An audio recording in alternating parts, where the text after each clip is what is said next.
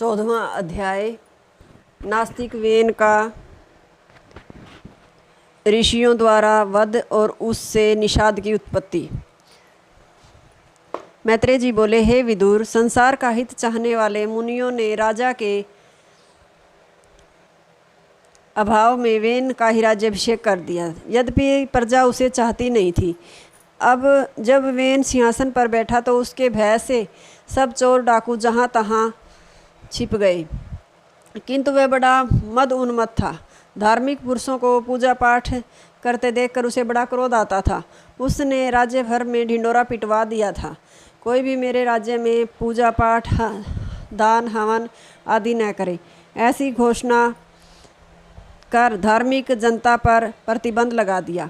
यह सुनकर मुनियों को बड़ा दुख हुआ। उन्होंने प्रजा के कल्याण के लिए यह निश्चय किया कि एक बार हम लोग चलकर उसे समझाएं, यदि वह न माने तो उसे अपने तेज से भस्म कर दिया जाएगा। ऐसा निश्चय कर सब मुनि एकत्रित हो वेन के समीप गए और उससे बोले, राजन, आपको इस प्रकार धर्म का खंडन नहीं करना चाहिए। धर्म से ही राजा और प्रजा का कल्याण होता है। भगवान विष्णु की प्रसन्नता का एकमात्र कारण धर्म ही है। उनकी प्रसन्नता से ही सबको पर लोक में सद्गति प्राप्त होती है। इसलिए आप धर्म के विरुद्ध इस प्रकार की घोषणा न करें। आपके हित के लिए ही हम यहाँ आए हैं। हम जो कुछ उपदेश दें उसे ध्यान से सुने। राजन, मनुष्य धर्म से ही राज्य प्राप्त करता है, धर्म से ही स्वर्ग में जाता है, धर्म से आयु, कीर्ति, तपस्या और धर्म का उपार्जन करता है एवं धर्म से ही उसे मोक्ष की प्राप्ति होती है। इस लोक में और परलोक में भी धर्म ही मनुष्य का पिता, माता तथा सखा है। रक्षा करने वाला तथा मोक्ष देने वाला भी धर्म ही है। धर्म के सिवा अन्य कोई भी वस्तु परलोक में काम नहीं आती। अतः प्रजा का कल्याणकारी वह धर्म नष्ट नहीं होना चाहिए। धर्म के नष्ट होने पर राजा ऐश्वर्य तथा राज्य से च्युत हो जाता है। जिस राजा के राज्य में वर्ण और आश्रम की मर्यादा से यज्ञ पुरुष भगवान का पूजन होता है, उस पर भगवान प्रसन्न होते हैं। उनके प्रसन्न होने पर मनुष्य के लिए कोई भी पदार्थ दुर्लभ नहीं रहता। मैत्रेय जी बोले, हे विदुर, यह सुनकर वेन ने कहा, अरे तुम सब बड़े अज्ञानी जान पड़ते हो, तुम्हें कुछ भी विवेक नहीं। अधर्म को ही धर्म मान बैठे हो। वृत्ति देने वाले अपने स्वामी को छोड़कर जार पति की उपासना करते हो, यह क्या उचित है? राजा का अनादर करने वाले को कहीं सुख नहीं मिलता। राजा के शरीर में समस्त लोकपालों का निवास रहता है, अतः राजा सर्वदेव में कहा जाता है। तुम सब मेरी आराधना करो, मुझसे अधिक आराध्य देव और कौन है? इस प्रकार ऋषियों की याचना भंग करने पर वे अत्यंत कुपित हो उसे कोप से उनके नेत्र लाल हो गए और शरीर कांपने लगा। उन्होंने उसे डांटते हुए कहा, अरे इसे मारो मारो, यह स्वभाव से ही क्रूर तथा महापापी है। यह निर्लज्ज भगवान की निंदा करता है। इसके जीवित रहने से धर्म का नाश हो जाएगा। ऐसा कहकर ऋषियों ने क्रोध भरी दृष्टि से उसकी ओर ताका और साथ ही एक भयंकर हुंकार की, जिससे वह सिंहासन सहित उलटकर पृथ्वी पर गिर पड़ा और उसके प्राण पखेरु उड़ गए। इस पर राज्य भर में चारों ओर हाहाकार मच गया। धर्म द्वेषी नास्तिक वेन का इस प्रकार नाश कर ऋषि अपने अपने आश्रमों को चले गए। सुनीता वेन के शव को तेल में डालकर उसकी रक्षा करती रही। एक दिन मुनिगण सरस्वती तट पर बैठे हवन कर भगवत कथा का प्रवचन कर रहे थे। उन्हें नाना प्रकार के उत्पात दिखाई दिए।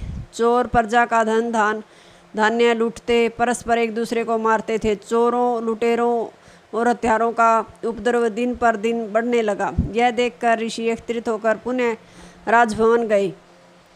वहाँ उन्होंने अराजकता की निवृत्ति के लिए वेन की दक्षिण उरु का मंथन किया, जिससे एक छोटा सा पुरुष बोना उत्पन्न हुआ। वह अत्यंत काला और कुरूप था। उसकी छोटी भुजाएं और ठोड़ी बड़ी लंबी थी, छोटे पैर, चपटी नाक, लाल नेत्र तथा लाल केश थे। उसने हाथ जोड़कर मुनियों से कहा, क्या आज्ञा है? मुनियों ने कहा, निषोध, बैठ जाओ। इससे वह निषाद हो गया। इसके वंशज निषाद कहलाए और वे जंगलों पहाड़ों में रहने लगे। ऋषियों ने इस प्रकार वेन की उरु का मंथन कर उसके शरीर से पाप रूपी नास्तिक अंश निषाद के रूप में निकाल कर उसे शुद्ध कर दिया। एक बार एक नास्तिक ने एक आस्तिक संत से वेन के प्रसंग में आस्तिक नास्तिक का संवाद। एक बार एक नास्तिक ने एक आस्तिक संत के निकट जाकर प्रश्न किया कि तुम्हें प्रतिदिन आहार कहाँ से मिलता है? आस्तिक ने कहा, प्रभु के अक्षय भंडार से। नास्तिक बोला, खाते हो हम लोगों का और भगत और नाम लेते हो ईश्वर का? आस्तिक, मैंने कभी तुमसे कुछ लिया? नास्तिक, मुझसे तो कुछ नहीं लिया, पर क्या तुम्हारा आहार स्वर्ग से आता है? आस्तिक, मेरा ही नहीं, संसार के सभी जीवों का आहार स्वर्ग से आता है। नास्तिक, तो दरवाज़ा बंद करके पड़े रहो, देखें आहार कैसे आता है। आस्तिक, बहुत ठीक कहा। मैं जब बालक था तब 2 वर्ष तक पड़ा ही रहता था, तो भी आहार मेरे मुख में पहुंच ही जाता था। नास्तिक, क्या तुमने कभी कोई ऐसा मनुष्य भी देखा है जो बिना बोए काट लाता हो? आस्तिक, हाँ, बहुत से, एक तो तुम ही को देख रहा हूँ। अच्छा बताओ तो सही, तुमने अपने मस्तक के केस कब बोए थे जो उगते और काटते रहते हैं? नास्तिक, ठीक, मान लो आकाश में जब तुम हवाई जहाज़ पर बैठे हो तो वहाँ आहार कैसे आएगा? आस्तिक, एक पक्षी की भांति। नास्तिक, यदि धरती में पड़े हो तो? आस्तिक, एक चींटी की तरह। यह सुनकर नास्तिक सन्न रह गया। उसके नेत्रों से पश्चाताप के आंसू झलक आए।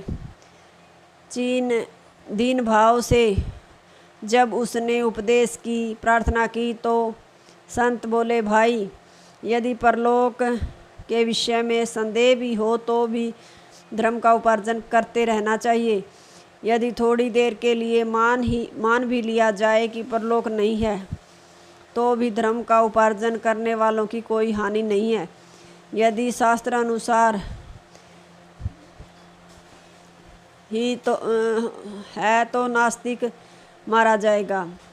दूसरी बात यह है कि प्रत्येक प्राणी यह चाहता है कि मुझे सुख मिले, किंतु वह सुख धर्म के बिना मिल नहीं सकता। इसलिए मनुष्य को सर्वदा धर्म का आचरण करते रहना चाहिए। महात्मा का यह उपदेश सुनकर नास्तिक मुग्ध हो गया।